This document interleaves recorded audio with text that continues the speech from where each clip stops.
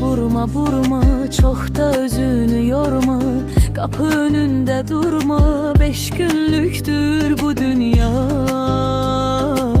Özünü tenha sanma, belə gəmli dayanma. Kim toxunub çətrinə, kim deyibdi xətrinə, kəramətin sətrinə. 5 günlüdür bu dünya, sən gəl biganə qalma, belə gəmli dayanma.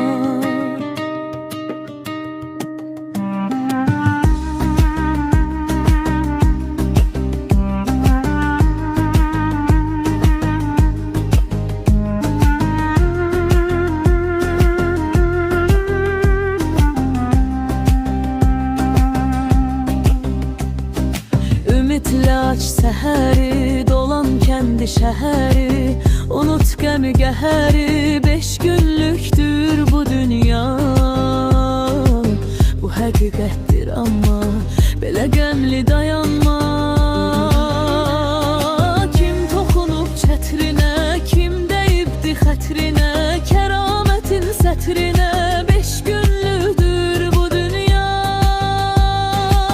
sən gəl biganə qalma, belə qəmli dayanma.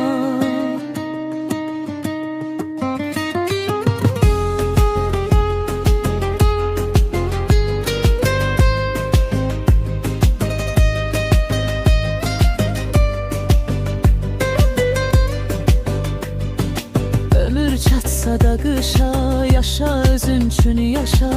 Sinə meydandır xışa, 5 günlükdür bu dünya. Bunu heç vaxtı danma, belə qəmli dayanma. Kim toxunub çətrinə, kim deyibdi xətrinə, kəramətin sətrinə. 5 günlükdür bu dünya, sən gəl biganə qalma, belə qəmli dayanma.